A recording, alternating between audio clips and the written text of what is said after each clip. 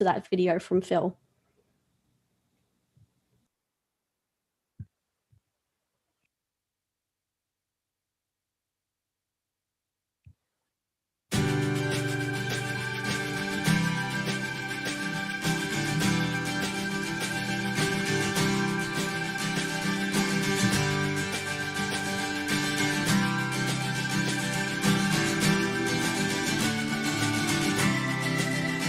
From another land, and I can't go back with only hopes and dreams.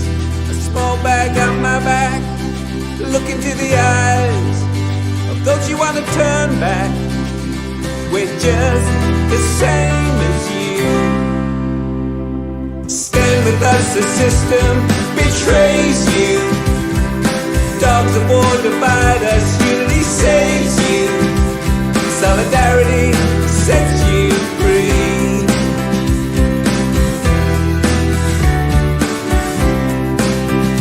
Every word that's said, you know that it scares us. Darkness all around, history on our backs.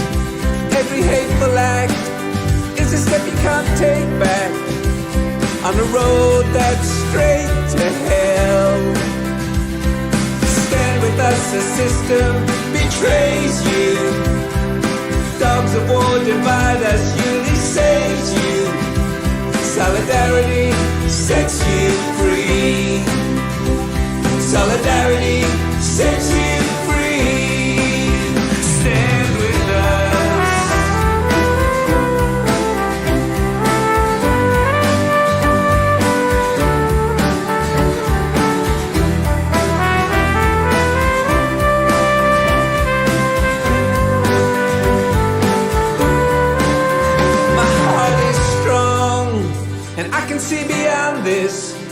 There will come a time when we stand as one. Country's not to own, not something you can make great. It's just a place we share. Stand with us, the system betrays you. Dogs of war divide us, unity saves you. Stand with us, the system betrays you. Dogs of war divide us, unity saves you. Solidarity sets you free. Solidarity sets you free. Stand with us, side by side. Solidarity sets you free. Stand with us, side by side. Solidarity sets you free.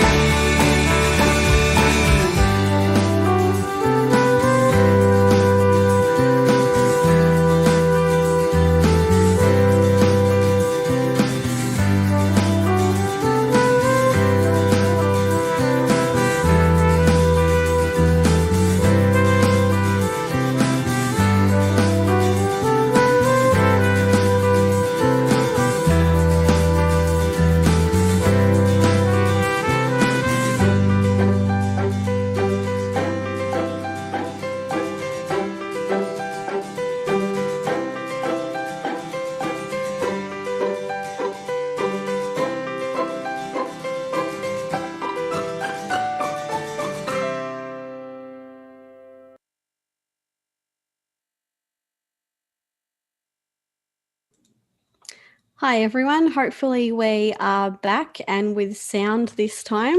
Let us know if you can't hear, but we'll proceed as if you can. So hello everyone and welcome to our Green Left 30th anniversary event featuring guest speaker Kavita Krishnan. You just heard Stand With Us by Phil Mansour, which was a song written for the refugees of the Kangaroo Point hotel or prison in Brisbane, and all the refugees detained by Australia and around the world. I'd like to introduce Marianne McKay. Marianne is a Yorgabilla from the Whadjuk Noongar Nation, an activist, and was recently a candidate on the Socialist Alliance ticket in South Metropolitan for the WA state elections. So Marianne, we'll hand over to you for acknowledgement. Hey, Kai Mob. I'd just like to pay my respects to our elders, past, present and emerging. I'd also like to pay my respects to all the peoples right across this nation whose lands you will be screening on today, and just acknowledge the strengths, the sufferings and, you know, the passion and everything, you know, the struggles that our people have had to overcome in order for us to continue to survive today and still have what we have today. And just thank you to all of you mob that always, you know, respect our mob right across this nation and stand with us in all the struggles that we have. So for all of that, yep, I acknowledge us all and thank you. Thanks so much, Marianne. Great to have you. So tonight we're here to celebrate 30 years of people-powered media. The first cover of Green Left, published in February 1991, called for an end to the Gulf War, whilst promoting the rallies opposing the war that were happening around the country. The Intergovernmental Panel on Climate Change had just been released its first assessment report, with input from hundreds of climate specialists from all over the world. It concluded that emissions resulting from human activities were substantially increasing the atmospheric concentrations of greenhouse gases. It stated that CO2 has been responsible for over half the enhanced greenhouse effect. Long-lived gases would require immediate reductions in emissions from human activities of over 60% to stabilise their concentrations at today's levels. The first mobile phone network was in the process of being set up, as was the World Wide Web. In the Middle East, Operation Desert Storm, US code for its first Iraq war, continued unabated. Australia had willingly joined a coalition of 34 nations led by the US and chiefly financed by Saudi Arabia to punish Iraq for its invasion of Kuwait. And on February 18, a new independent newspaper was born. It was named Green Left Weekly to leave no doubt about its intention to provide a weekly dose of news and comment slanted towards environmental issues with a left-wing bent. In recent years, Green Left has dropped the weekly. However, we have continued to produce a weekly hard copy paper and have expanded to a weekly radio show on 3CR. We continue to improve our digital presence, and in the last few months, we're producing regular podcasts and YouTube shows. We're now going to cross to a pre-recorded photo montage of some of the history of Green Left and the struggles it has supported over the years.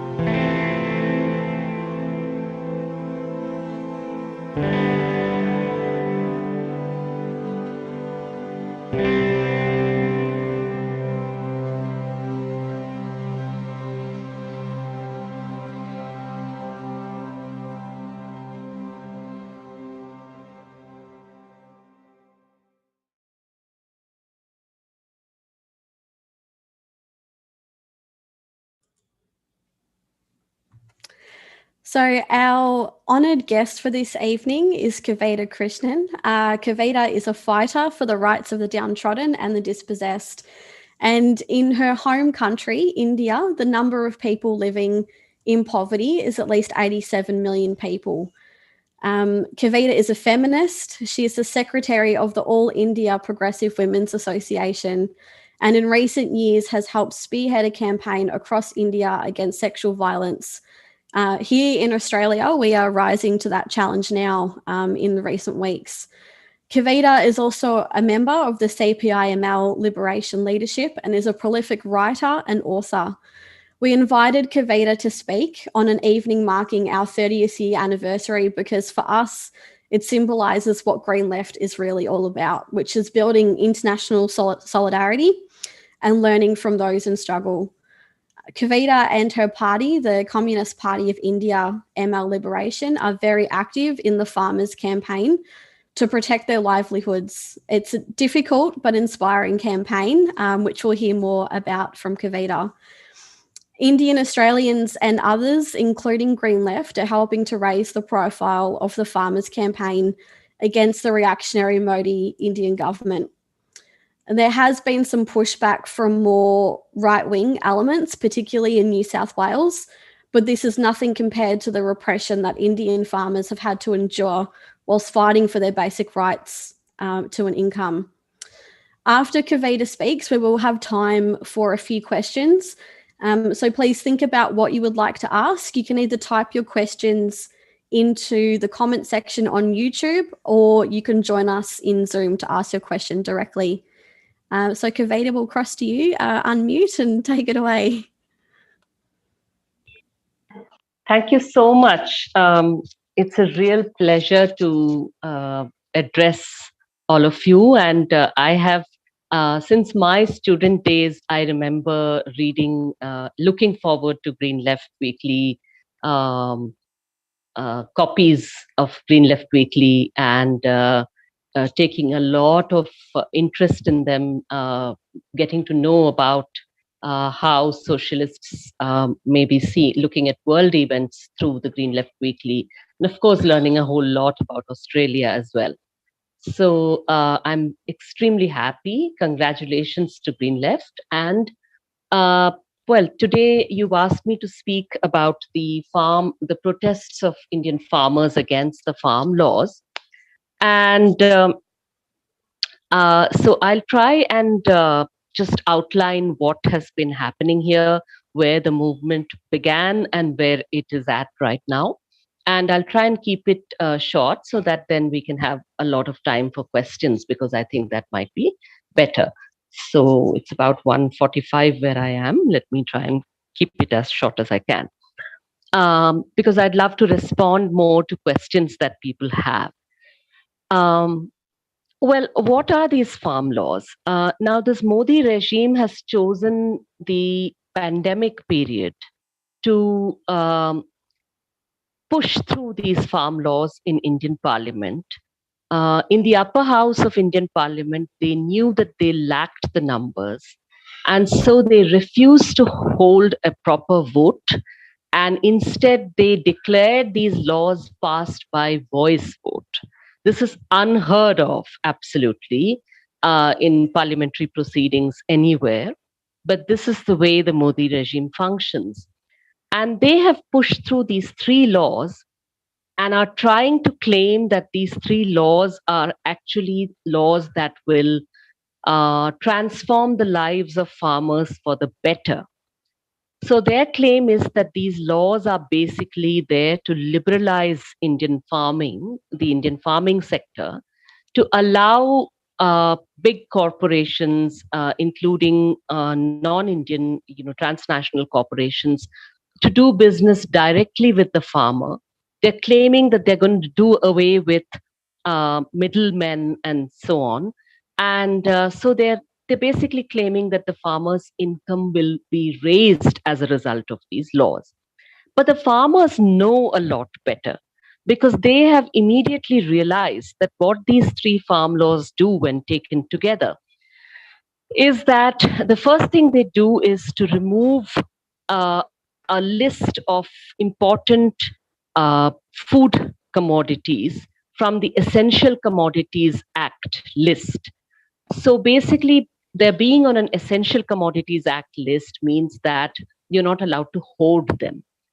So clearly now you're giving a green signal to hoarding food items like rice or wheat, as well as various kinds of oils and so on, which are important to India's food security and food consumption.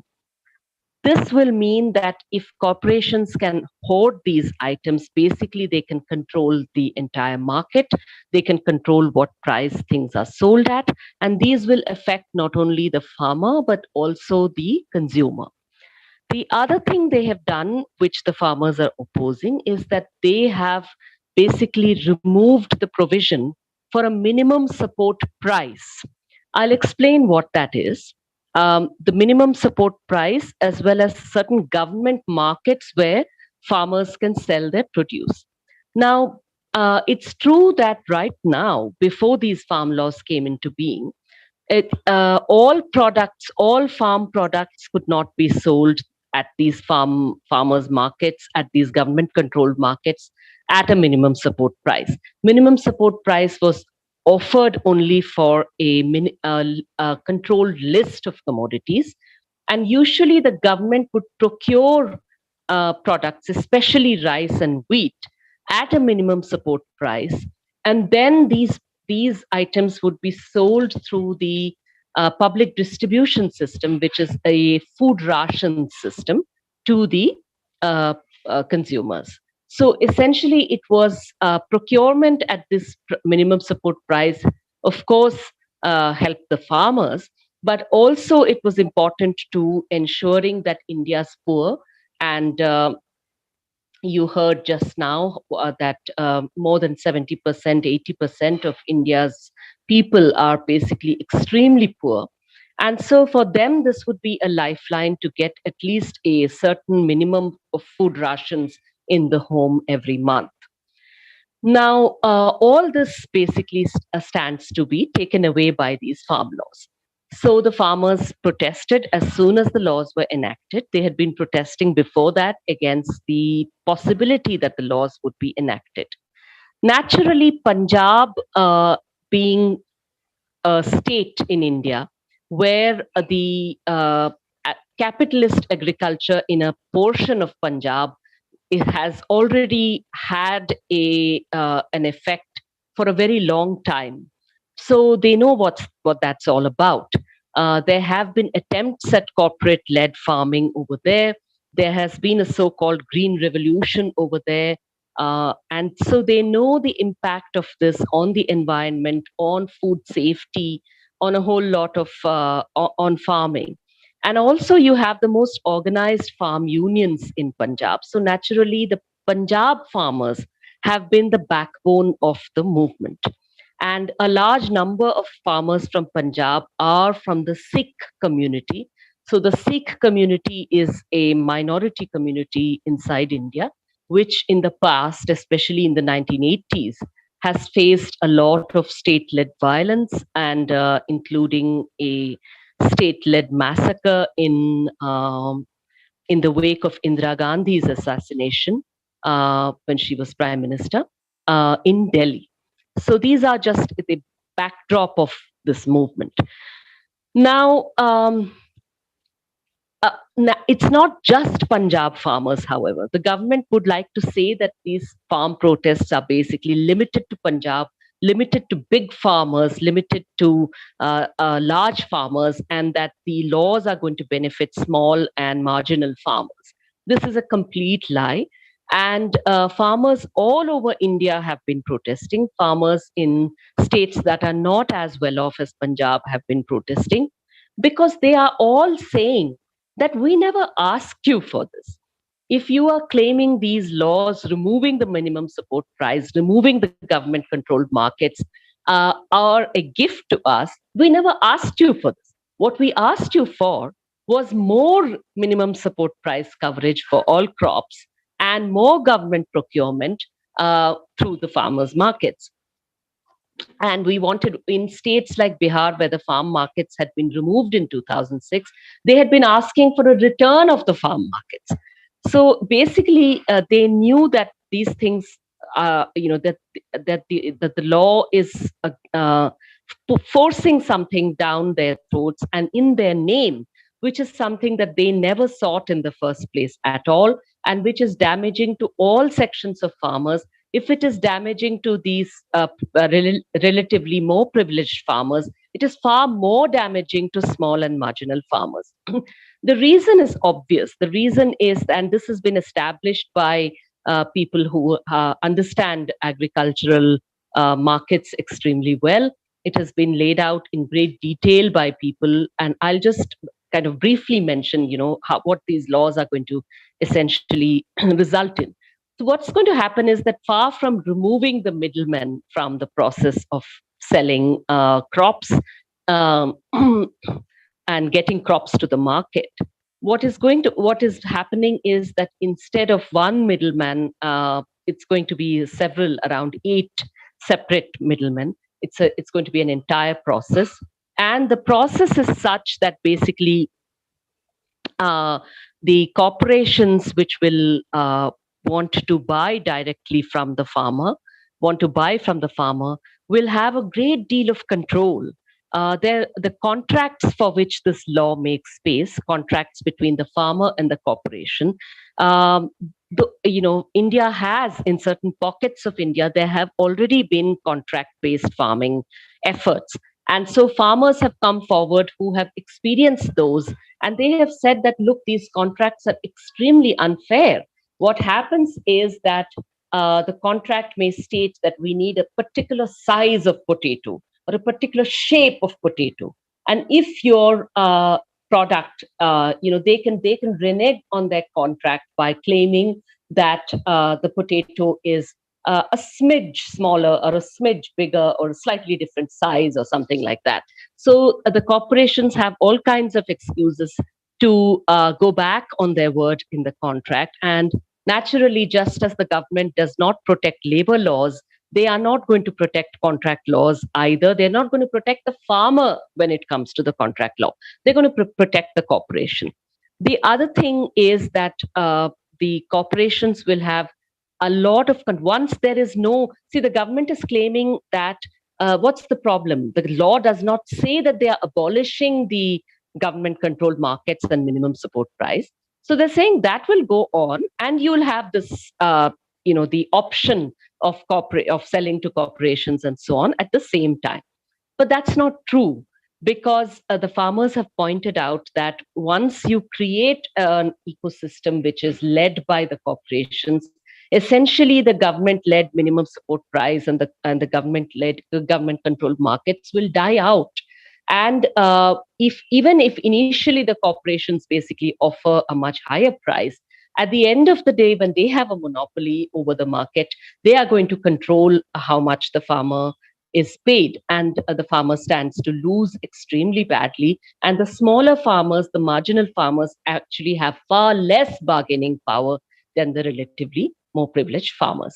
So when they pointed all of this out, the government has continued to lie. The government has continued to basically claim that all this is propaganda by a result that the movement is basically a small number of farmers who are being victims of propaganda by the opposition parties. Now that is really truly a pretty, it's a big lie to get people to swallow, because the farmers are in India are some of the more organized and extremely informed section of people. The government has also tried all kinds of slander to get the movement down. So, one of their ploys has been to say, "Oh, look at the farmers who are sitting sitting on the outskirts of Delhi, on the roads on the outskirts of Delhi for now. It's nearly 3 months now. So they sat through a brutal winter, and now a brutal summer is approaching, and they are still there at the borders of Delhi." Now, why are they sitting at the borders of Delhi? The government is trying to say, "Oh, they're blocking the highways and so on." But they didn't want to do that. They were marching towards Delhi. They wanted to come inside Delhi and agitate inside Delhi in a particular spot inside Delhi. The government, the police of BJP-controlled state governments of Haryana, which are on the Delhi border, they stopped the farmers. When they stopped the farmers and basically used tear gas and water cannons and so on against the farmers, then the farmers said, "All right, we are sitting right here." So then they sat down there, and then they have refused to leave that place. They have turned that place into, these places at the borders have been turned into these extremely lively, vibrant protest sites, which have been visited by people from all over Delhi, where the farmers have organized food with the help of local farmers, food basically langars, which are places which give you free food all over the campus there, all over these campuses that they have created. And they have basically come prepared for a very long haul. So they are saying that we are not going back from here until and unless the farm laws are repealed. So in these protest sites, the government has tried to say, okay, these are basically, look at these people speaking English, which farmers speak English. Why are there, certain kinds of food items available there? How come pizzas are available there? Where are these coming from? So they try to imply that these are extremely rich and privileged people. The farmers have hit back by saying that, well, in spite of the government not wanting the farmer to be particularly prosperous, we have managed to educate our children. Our children are educated and they do speak a variety of languages, as many of the younger generation in India do. And what's wrong with that? They're going to use their facility with English to speak to the wider world, and you can't shame them for that.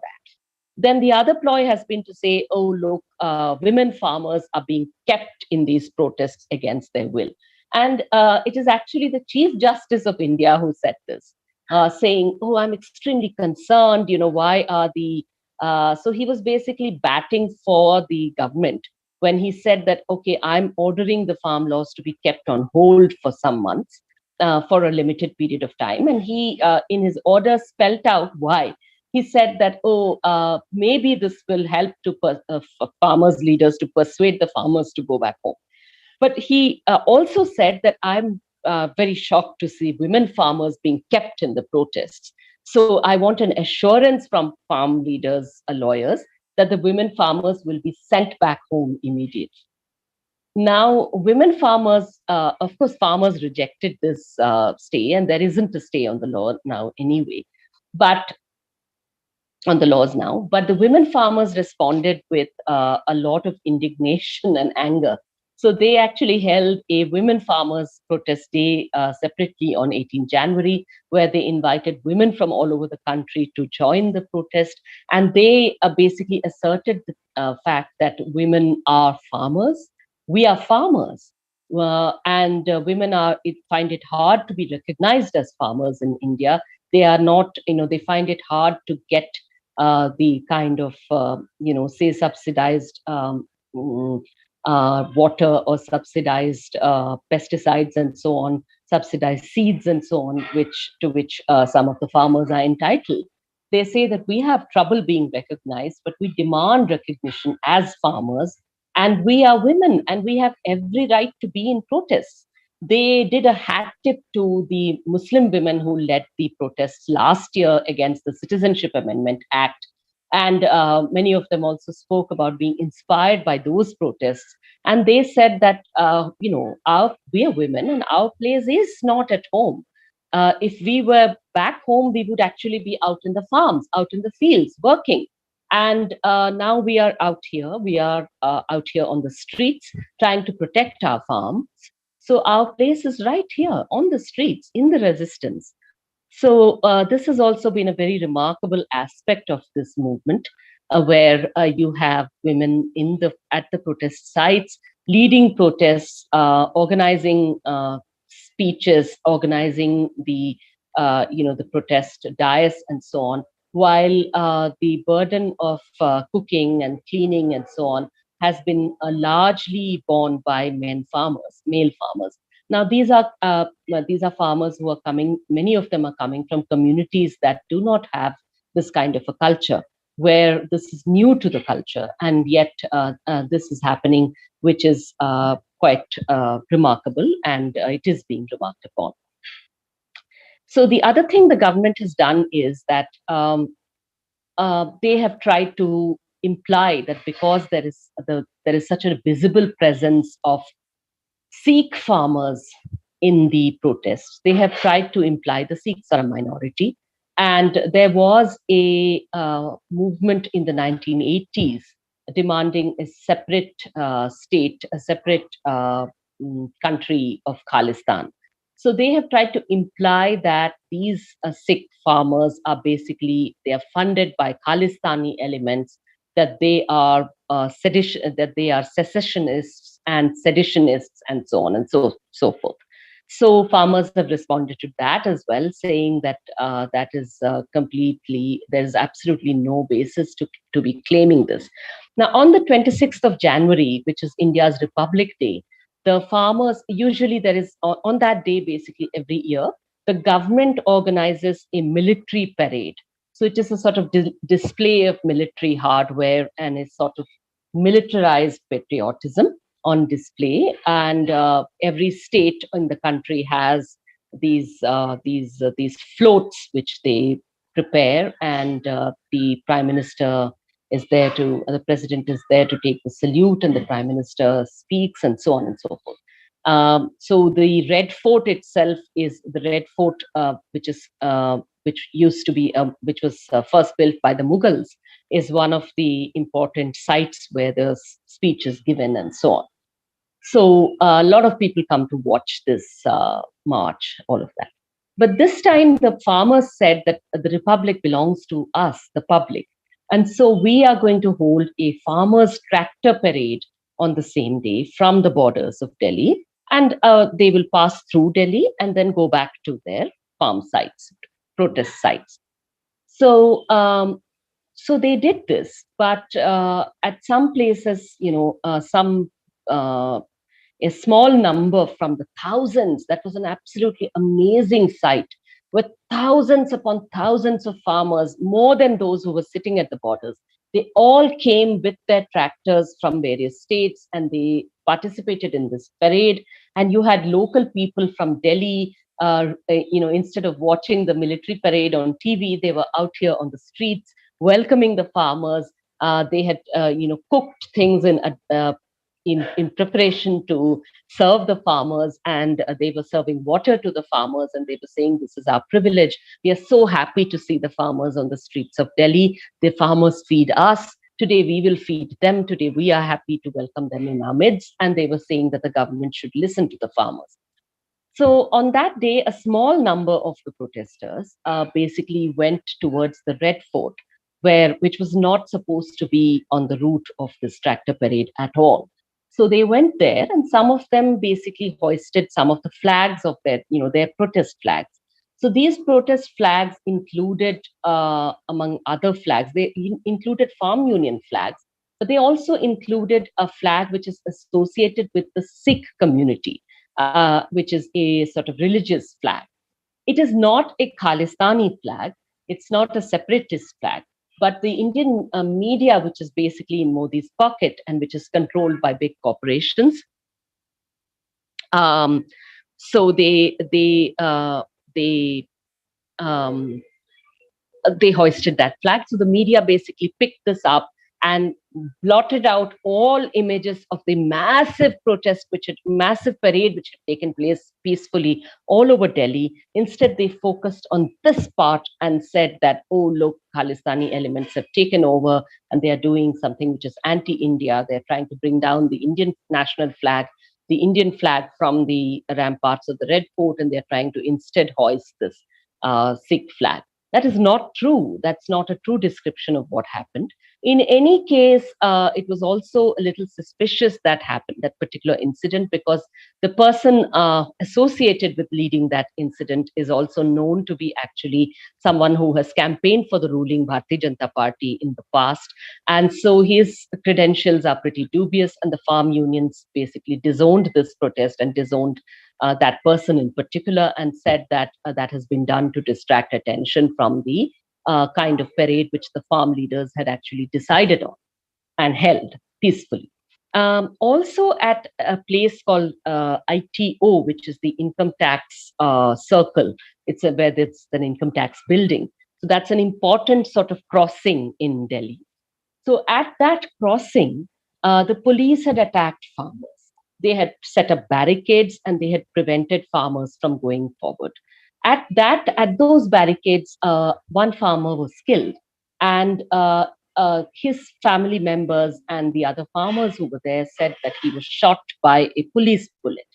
Now, any journalist saying that there is a possibility that he was shot by a police bullet has had a case of sedition, which is a draconian colonial hangover law. So sedition charges have been put against any journalist or anyone, any individual who is saying that it looks like this person has been shot. Now, this person who got his injuries, it's very interesting because his injuries, if you look at them, there are videos of his injuries. They are really terrible, and the injuries clearly show that there is something that looks like an entry wound over here, somewhere near the chin, and the exit wound is over the ear here, and that exit wound is obviously somewhere where the brains have spilt out, and so on. And it's very difficult to imagine what, apart from a bullet, could possibly cause such an injury. And this is something which even the post-mortem records, that the injuries are of this nature. But the post-mortem doctors, clearly under pressure from the government, have not been able to speculate about what has caused this injury. And so this also tells you something about the kind of violence which was meted out by the government. But what happened after this was really interesting, because the government thought that, okay, we have finally got hold of the narrative in our hands, and this is the right time to start clearing out the farmers' protest sites. So the site they first tried to clear was the site at Ghazipur border, which was the smallest site already, and which had people, which had a smaller number of farmers in the first place, and many of them were from Uttar Pradesh, not from Punjab. And many of them had left after all this fracas. So they first tried to clear that site.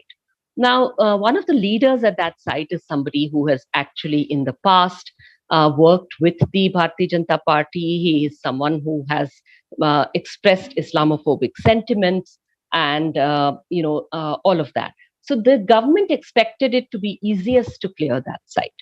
So they got some BJP supporting thugs as well over there, who were planning that as soon as the police basically clear the site, they will beat up the farm protesters. So this leader, he was supposed to get up and make a speech agreeing to basically dismantle the site. But when he saw these thugs waiting to beat up his people, something in him sort of, changed, rebelled. And so he stood up. He had been asked to stand up and basically announce that the site is being shut down. Police were all around him waiting to make sure that's what he said. So he got up, and instead of saying that, he said very clearly that I don't care, you can kill me if you like, but I'm sitting here, I'm not leaving. And when speaking to the media on the same day, he was also, in tears. So what happened was that video went viral of him in tears and of him saying these things.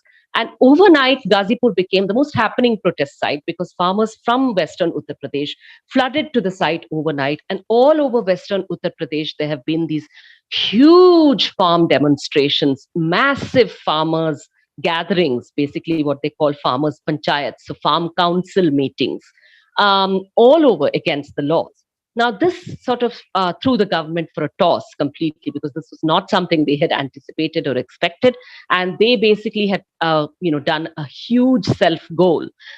This was the same area of Western Uttar Pradesh where there were Hindu-Muslim riots. So it was basically organized violence against the Muslims in 2013, which was milked by the Bharatiya Janata Party to ensure that BJP got all the parliamentary seats in that area in the 2014 elections that Modi won for the first time when he became Prime Minister.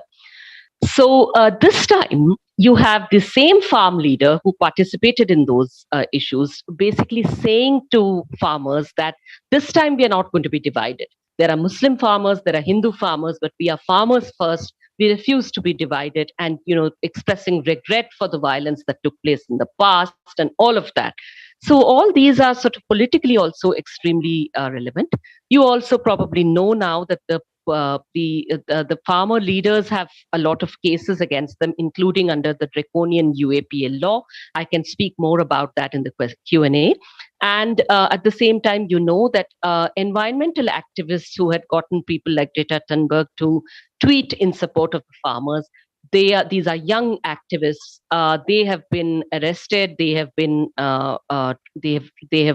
tried to arrest. They have arrested and tried to intimidate these youngsters by claiming that they have participated in a conspiracy to commit sedition against the Indian government by preparing toolkits to inform people across the world about what the farm laws are all about.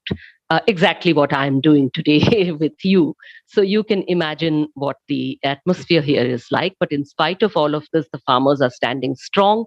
Some other participants also have been arrested. Many farmers also have been arrested, and they are still in prisons and around Delhi. But they are still, continuing the protests. They're still going strong.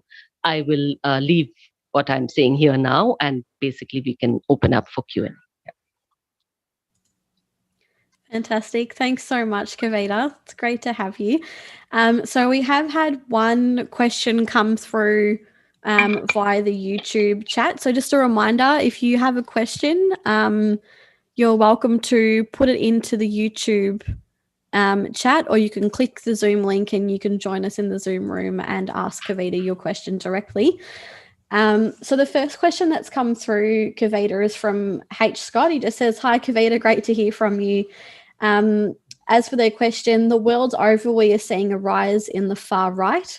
How can we, as the left, effectively combat this growth and stop fascism?" I guess, do you want me to answer now, or do you have other questions? Yep, no, you go for it. Yep. Okay. Well, I guess you're talking about basically the rise of the, globally the rise of the far right. And I think that is indeed a very significant phenomenon. Even in countries like the USA, where Trump has been defeated in an election, it has not been easy. You can see the number of votes that he did get, which is cause for alarm. And you can see these kind of far-right tendencies, xenophobic tendencies, Islamophobia, xenophobia, racism, all of this on the rise. So if you have white supremacy in some parts of the world, you have Hindu supremacy in India. And I think that is, that I think we're still coming to grips with how really to organize against it. Let me speak frankly. I think that I'm not among those who think that the left alone can organize against it, or that left strategies can be against this phenomenon can be really, separate and cut off from, or even worse, in contradiction to the liberal strategies and so on. In fact, the opposite. I think that this is a time for the left to build as many solidarities as possible, build as wide a movement as possible, find a way to speak outside silos, speak to ordinary people as much as possible. And that will inevitably mean working with a wide range of parties, including parties that we consider part of the ruling class. That is the experience in India, certainly. Even with all that, it is extremely hard to organize and fight back, given the kind of huge corporate support that somebody like Modi enjoys, for instance. The other thing which I'd like to address is that I do see in the wake of the Trump defeat, I saw on the US left and elsewhere also some kind of commentary basically saying, oh, all right, let's not play this up to be more than it is really, and let's get back to the real business of working class struggles and so on and so forth. I don't really agree with that. I think that absolutely, yes, organizing working class struggles, I don't think the fight should be a defensive fight alone. It should be an offensive fight. In fighting the fight against fascism, we should not, let go of the fights for a better world that lies beyond what in the world that that fascism displays. So we are not just hankering back to the time before fascism, right? But we are fighting for a better world out there, no doubt. So the feminist movement, the environmental movement, the farmers' movements, the workers' movements, all of these, the Dalit movement in India, or the Black Lives Matter movement in the USA, or whatever, and movements in support of refugees in Australia, all these are basically fighting for a better world. And we're going to continue to do that. But I don't think that we can leave electoral strategies outside the equation. I do not think that Trump's defeat means nothing, or that it doesn't make a difference whether it's Trump or Biden in power. It doesn't make a difference whether it's Modi or some Congress leader in power. I'm afraid it does. It has a huge impact, especially on the lives of minorities, especially on the lives of minorities who face the worst direct physical attacks by the fascists. And that is why I feel that on the left also, I don't agree with debates that try to say that electoral politics is something useless, and that the whole attempts, for instance, the fact that the experience in Georgia and the US, which I find extremely interesting, where there was an organized attempt to get voters registered and get voters out to vote, especially Black voters. I think that is the kind of work also which the left will have to do and should do, must do, because fascists who are outside power and fascists who are inside power. Fascists who are outside power are dangerous. Of course, they're dangerous. They're going to continue to remain dangerous. We cannot pretend they're not out there and they're not still gathering their troops, of course. But when they are in power, when they have control over state institutions, when they have the power to make laws and form policies and so on, I think that there is no way we can underestimate how dangerous they are, and especially to minorities. And that is why I strongly believe that, along with fighting for that better world out there and organizing for that as strongly as we can, woven into that politics has to be a firm, unequivocal commitment to organizing with all kinds of other forces against fascism. We know how vacillating all kinds of liberal forces can be. We know how they are compromised in so many ways, and all of that. We know how so many of their policies have helped to bring the fascists close to power or into power. But that doesn't mean that we conflate them with the fascists.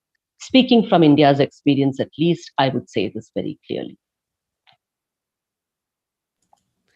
Great. Thanks, Kavita.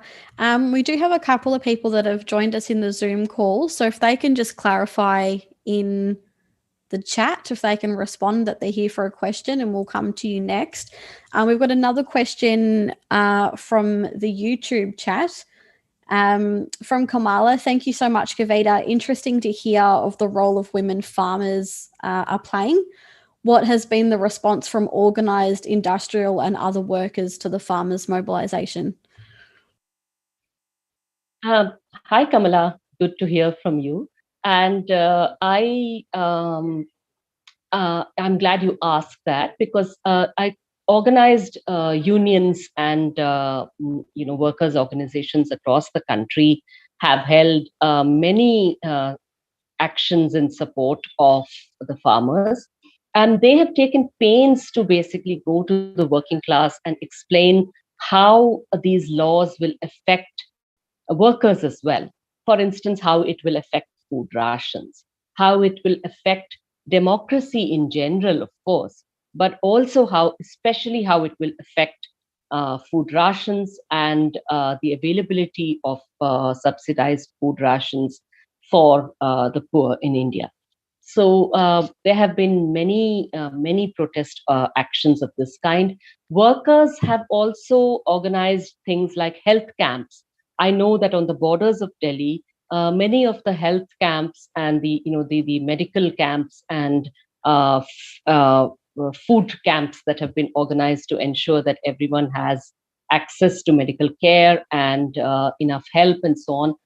Enough help of other kinds. These have also been organized by workers from Delhi-based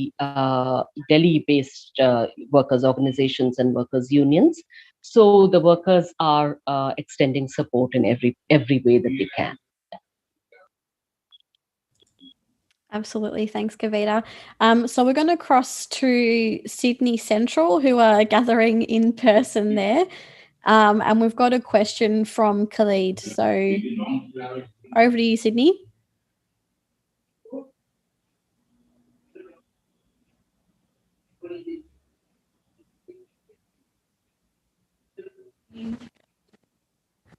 Doesn't seem to be working. We might come back to you, Sydney, if your mic isn't working.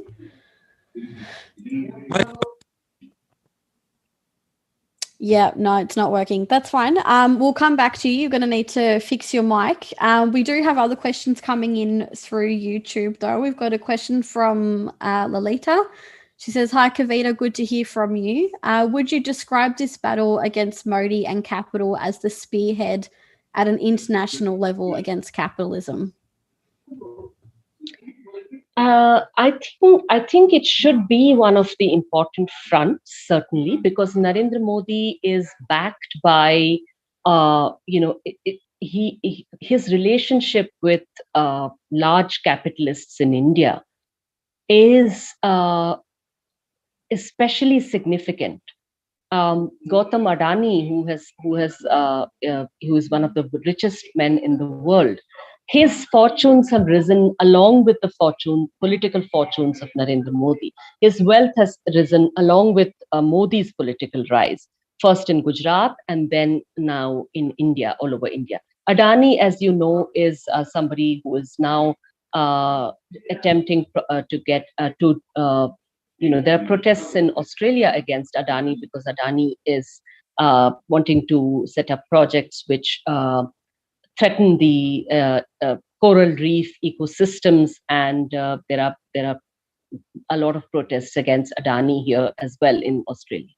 Likewise, inside India also, Adani has a whole lot of interests in because it's a crony capitalist relationship, so you have airports being handed over to these cronies of Modi.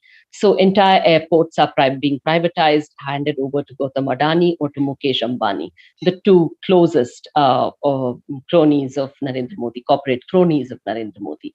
Likewise, you have all kinds of bank loans being waived in huge numbers, which means it's public money, public savings, the savings of ordinary people, that is basically being siphoned off in the form of defaulted loans by these huge wealthy corporations. During the pandemic period, the poor in India became much poorer. Millions of people, around 32 million people, were pushed out of the I think it's 32 million, from the middle class into the ranks of the poor in India. And at the same time, the wealth of Gautam Adani and Mukesh Ambani and Anil Ambani and these kinds of big corporations, big CEOs, basically rose. So definitely the struggle against Narendra Modi is a struggle against capitalism, and it's an important frontier for that struggle. Whether it is a spearhead or not, I think it's one of I think the farmers' movement, has in India made it very clear. They have said these farm laws are there not to serve farmers, but to serve Adani and Ambani. So that is, that's such a simple message, and it has been circulated all over India and globally as well. So I think that in that sense, the farmers' movement is one of the largest movements in the world. And it is the fact that it is directly pitted against these big corporations and their political representative. I think that is indeed very significant. But I'm sure that there are other significant movements as well, and with whom we should certainly build relationships. Yeah. Brilliant. Thanks, Kavita. So we'll try Sydney branch again. Sydney can unmute and Khalid can ask his question. Oh, we've typed it in. I'll read it out. So from Khalid in Sydney, he says there are 30% of Indian farmers who work in big agribusiness companies. Are these worker farmers part of the protest? And what are the names of these big agribusinesses? Are these worker farmers getting sacked? Are they getting sacked if they're seen at the protests? I don't know if there are, I don't know whether that figure is very correct. I'm not sure about that, Khalid. I know that there are some, of course, agribusiness companies owned primarily by, so they're called, for instance, Reliance. So Reliance is basically a company owned by Ambani, Mukesh Ambani. So Reliance does have agribusiness interests. Adani also has agribusiness interests. So his agribusiness corporations use the same name, the Adani name. So these are there, but I think that they don't have as much. What they do is that, for instance, if there is a Food Corporation of India go downs. So Corporation of India go downs, which are Food Corporation of India is basically a government corporation. Now, the go downs are there to store. These are storage silos and so on. So these are basically being privatized or being outsourced to Adani's or Ambani's agribusiness corporations. So in that sense, they are getting space at the cost of the government-run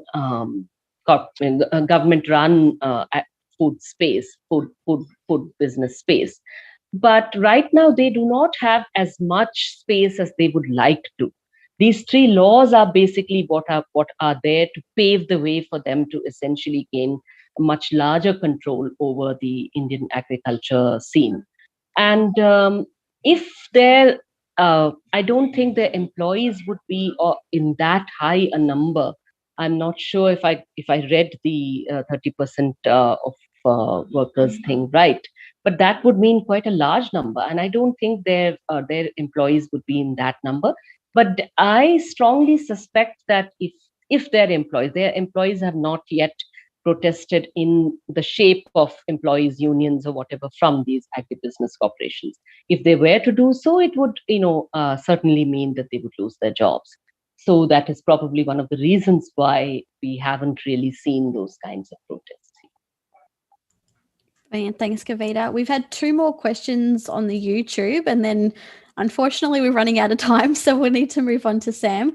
But the 2 questions that have come through, firstly from Susan Price, she says, thank you, Kavita. You mentioned the comments of the Chief Justice regarding women at the protests.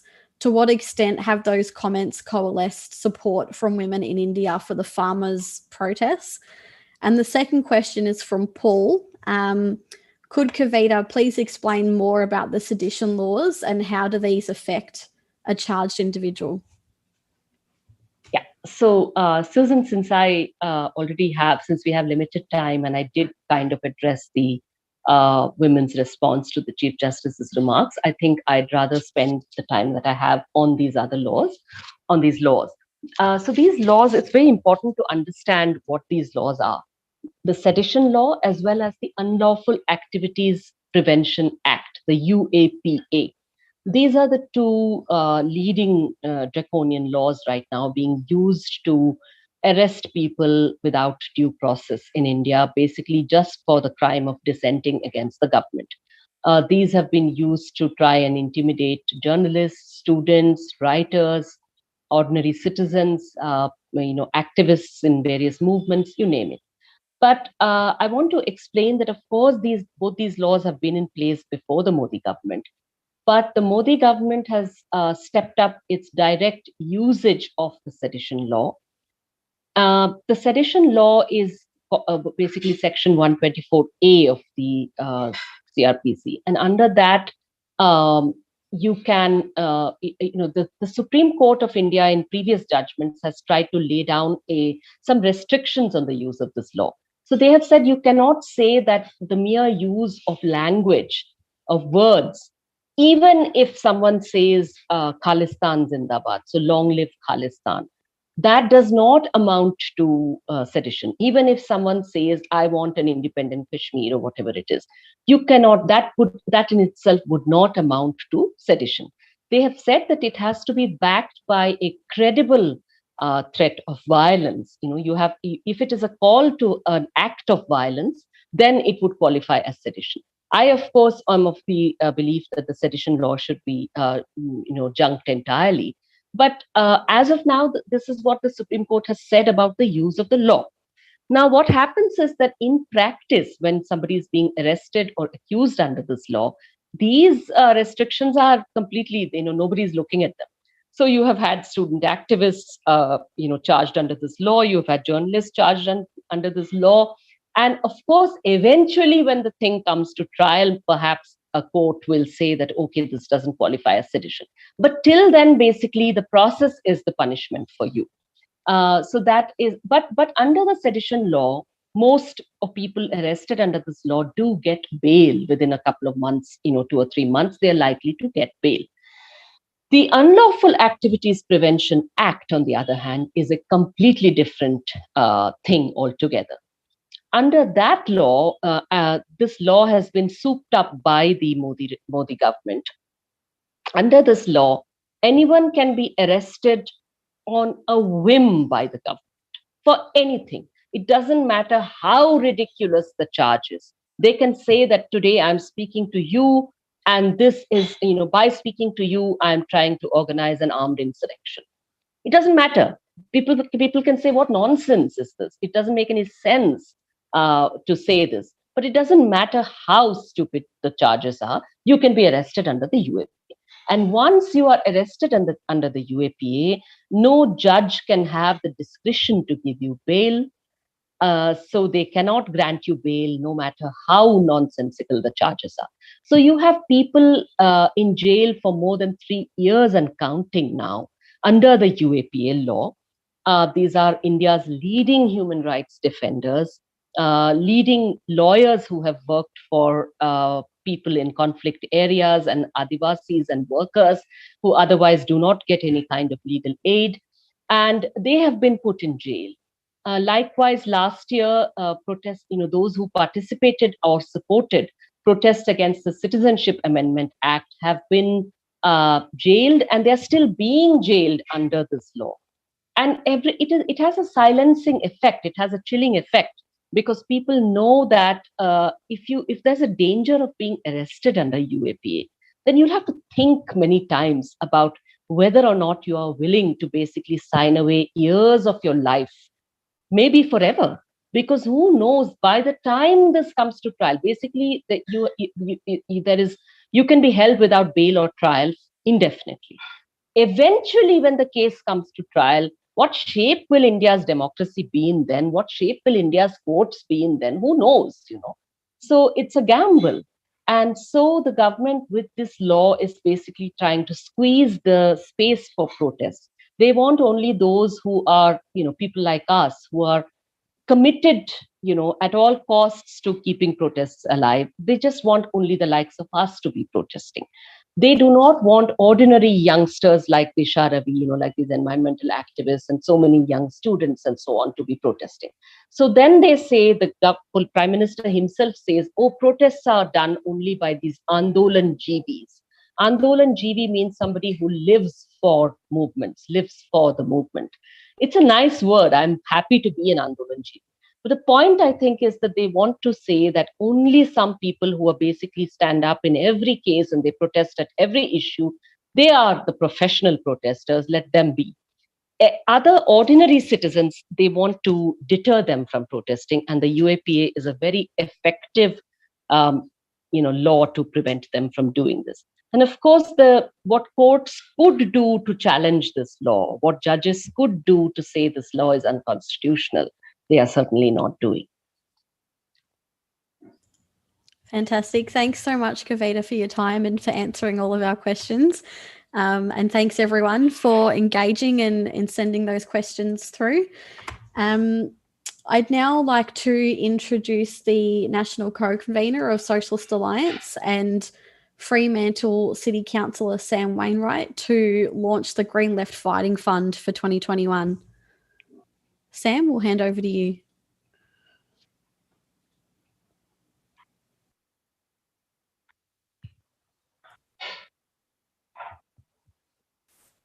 Thanks very much, Sarah, and to Marianne for her acknowledgement of country, and to Kavita for such an intriguing and interesting presentation about the massive struggle.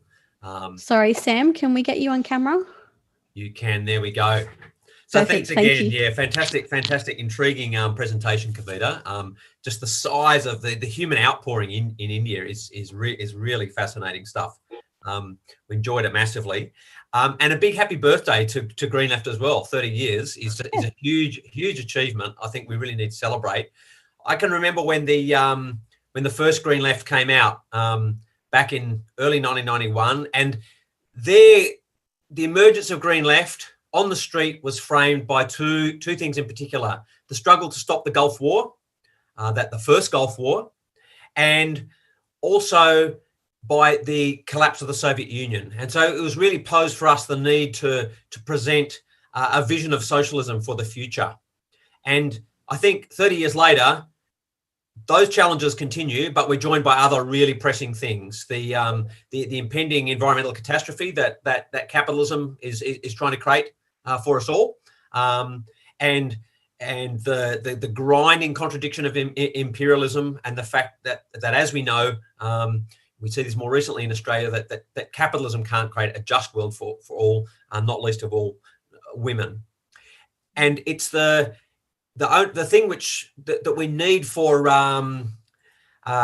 Green Left to continue is your support, and in particular your financial support. Now, the bedrock of Green Left is the paid supporterships. So if you're not already a paid supporter, I'd really implore you to become one. However, having said that, the paid supporterships and the sales of the hard copy of Green Left on the street by themselves are not enough to cover all our costs. Nowhere near it, in actual fact. And we need to raise around $200,000 every year, and that's what we do year in, year out to keep the Green Left project going. And we need to do it again. We've set a target of to raise $200,000, and that comes both from our fundraising events. So I really encourage people to get along to all the Green Left fundraising events, big and small, that happen around the country. But we also require individual donations from people. And that's been especially important in the last year, given the COVID shutdowns and how they've disrupted the normal rhythm of fundraising events that we've done.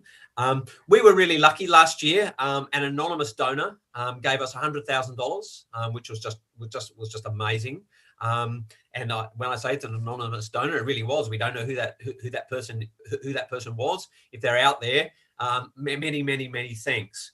It's also worth noting that just this week we got a donation from Ernie Tate, a Canadian or British Canadian socialist who passed away but left us $10,000 in his will, which was just brilliant stuff. But I want to stress. You haven't turned on your Zoom camera. Okay, I'm just being told my Zoom camera is not on. I don't know if that's true. Sarah can wave at me if that's the case. Yeah, we can't see you, Sam. If you can try again. I've done everything I can to start my video. No worries. That's all right. I keep getting a button telling me to turn it on, and I have about 12 times. So you'll just have to hear my beautiful voice and do without the imagery. So, those really big one-off donations we've received in the last couple of, both just last week and last year are great. But we can't plan for those sorts of things. It's the myriad of smaller donations that come in all the time that are really vital to keep Green Left going. And if you're already a supporter, and as I said, that's the first thing we'd implore you to do if you're not already, is become a regular supporter of Green Left. But if you already are and you can throw a bit more in, then that'll be fantastic. And there's two ways you can do that. You can go direct to the Green Left website and make a donation that way. But also in the YouTube chat, Alex should be putting a link. If you're in a position to make a donation, you can't pay it all tonight, but you could pay it off later on or in installments. You can fill out the pledge form, basically, where you make that commitment, and that'll help us plan as well. So I really encourage you to do that if you haven't already. And I want to finish by emphasising what we want to do with the funds that we raise this year. what are the things that we want to do to really launch Green Left for the next 30 years and to make it more than ever a critical activist toolkit that helps people not only be informed, but to take action. We've already touched on some of these. And a real qualitative expansion of our podcasting, and that's starting to happen.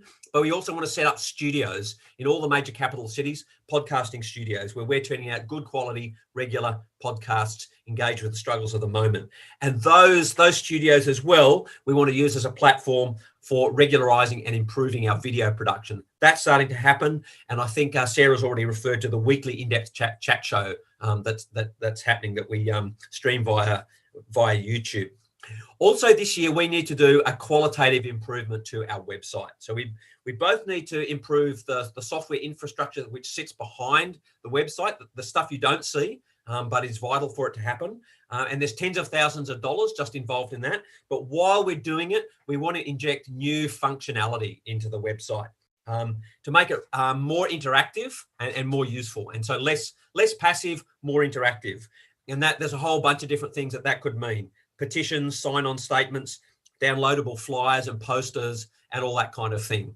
But we're only going to be able to do it if we hit our fundraising targets. That's the critical point for Green Left to be that toolkit for eco-socialist activism in the 21st century. We need your support, and I know I can count on it. Thanks very much. Thanks so much, Sam. So we are going to cross over to a video package of some of our Green Left 30th support messages that have been sent in. And we really have been overwhelmed by the number of messages that have been sent in. And unfortunately, we can't play them all for you tonight. However, you can view all those messages of support on Green Left social media pages. Whilst we're playing this video, which will go for about 11 minutes, we'd really strongly encourage you to click on that Google form link in the YouTube chat and make a financial pledge to Green Left's Fighting Fund for 2021. So we'll cross over to that video package now. The mainstream media has shut down. It is now one echo chamber of propaganda. Its propaganda is quite virulent.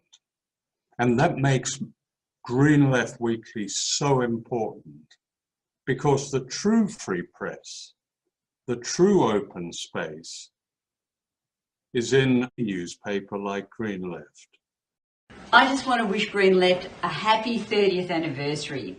I was there when it first began, and it was a wonderful, colourful addition to left discussion and to the left movement. And I think it still is. It's worth every cent that you pay for it, and it's very much an organiser of all activists. Happy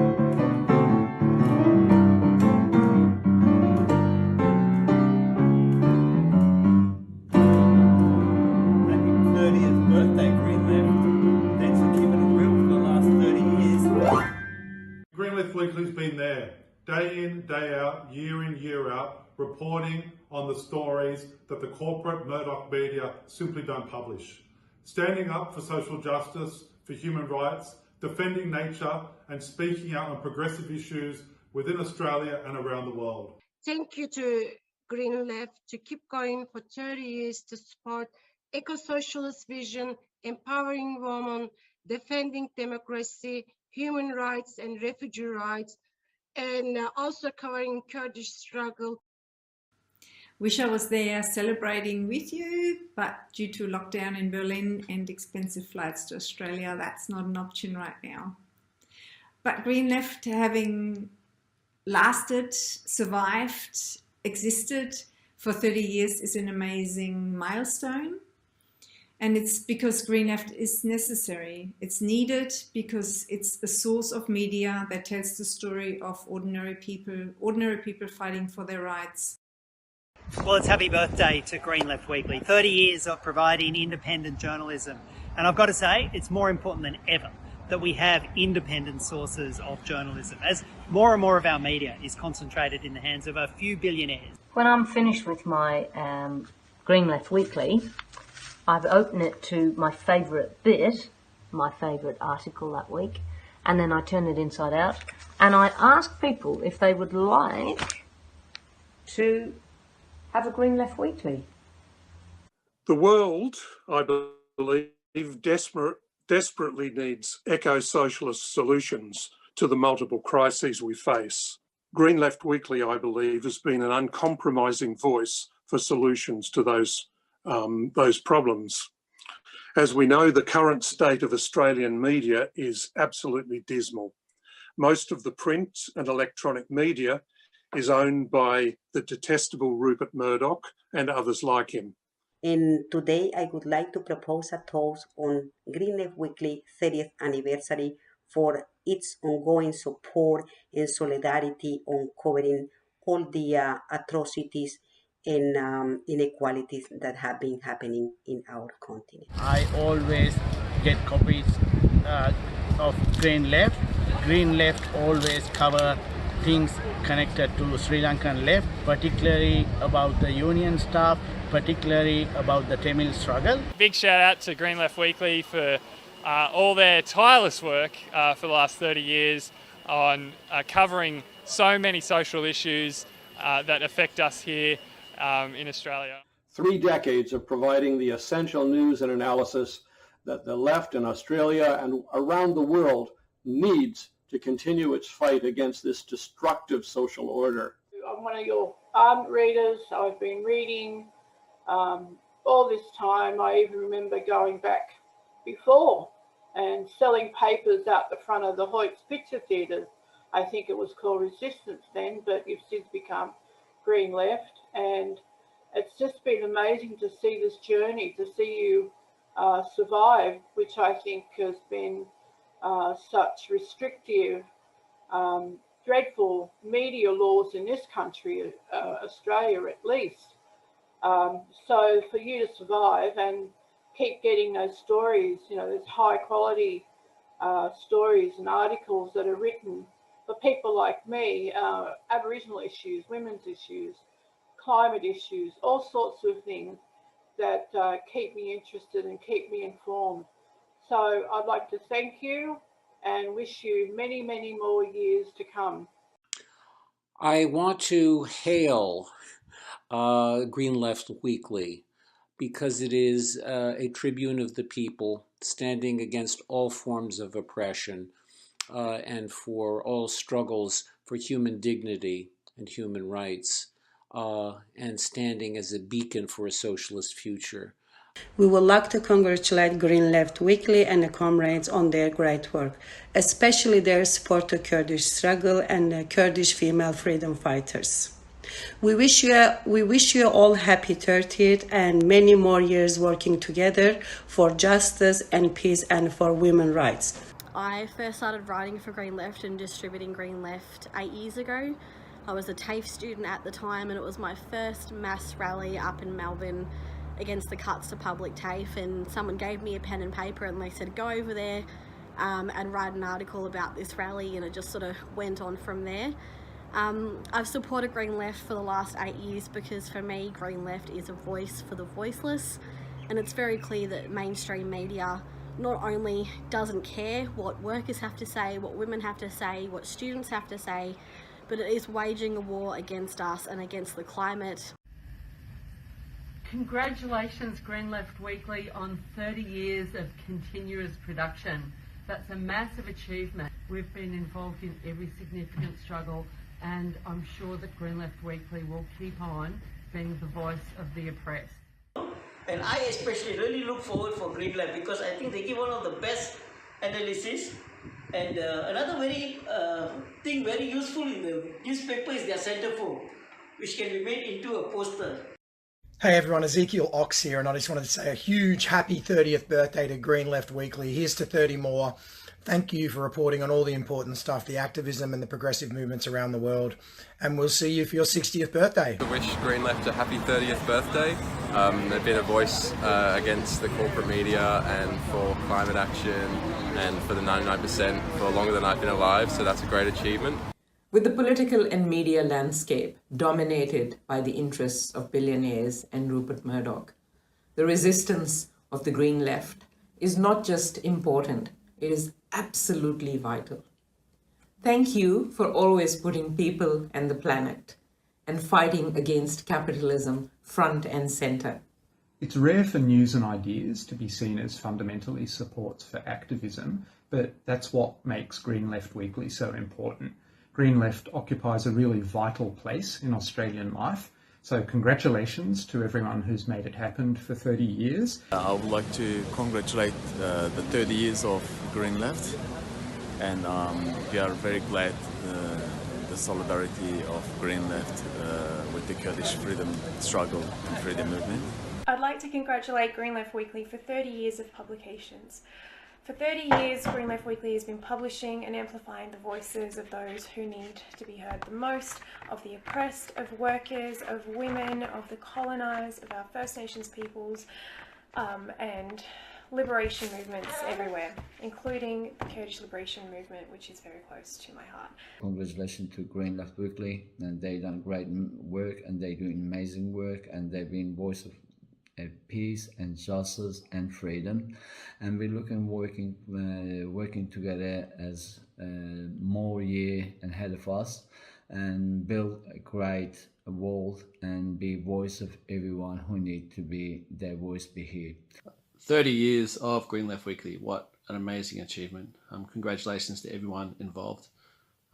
Can't sort of overstate just how important that publication has been.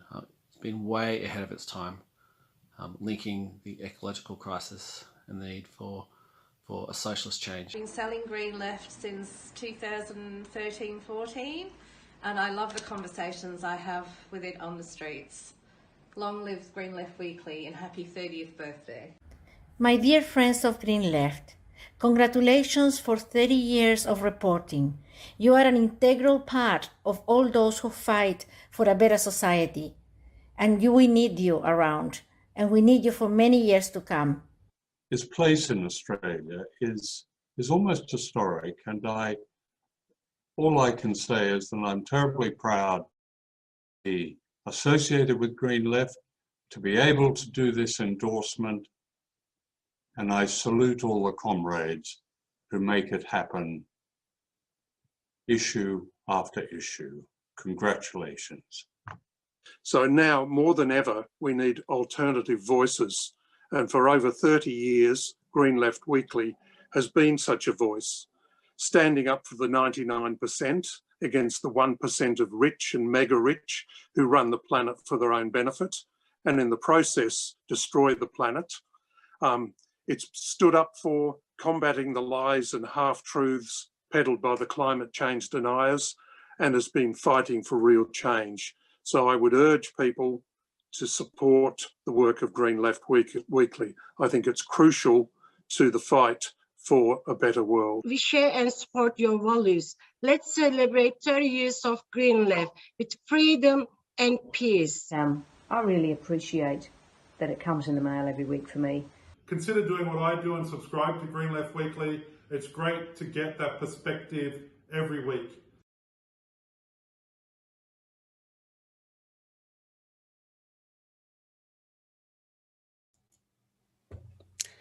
Some really amazing messages of support there. I'd like to thank Kavita for joining us tonight and to share with us the struggles occurring in India and for answering our questions. I'd also like to acknowledge and thank Green Left editors, sub-editors, the production team, the activists, journalists, the content creators, past and present, who have kept Green Left going for the last 30 years. I'd also like to thank all of those who have sent in written messages or video messages of support to mark the occasion of Green Left's 30th year, and those who have taken out supporterships to Green Left, and those who donate and help us fundraise every year to keep Green Left going. Green Left is a 100% people-powered project, and we need your ongoing support to continue for the next 30 years. To finish the evening, we're going to cross to a performance by Kamala Emmanuel. After a month and a half of the full-on sexism and misogyny on display in federal parliament, we're going to finish the night with an appropriate spoken word piece called Mad Fucking Witch, and Kamala can tell us more about it. Well, good day, friends and comrades. It's Kamala here. I'm speaking to you from Jaguar country in the Meanjin, Brisbane area. Well, thanks very much for joining us as we've been celebrating Green Left's 30th anniversary. Now, in these last few weeks, in the lead up to this anniversary, around Australia, women have been rising, protesting and getting very, very angry at the situation in Parliament. It's not just in parliaments, it's across the whole country. Misogyny is rampant and violence against women is still a huge issue. It's been an issue since 1788 when the colonisers first brought violence against women to this country, and we've still got a long, long way to go to fix it up. I want to just finish the evening with a spoken word piece that I wrote in the wake of some other different allegations and revelations that went on in Parliament a few years ago. These were led by Peter Dutton, who's now tipped to replace Christian Porter. And I would have to say it's really just replacing one bad egg with another. One bad potato, perhaps. A lot of you will know this piece, and I hope you enjoy it as we finish up tonight. I can't beat my chest, so you'll have to beat yours.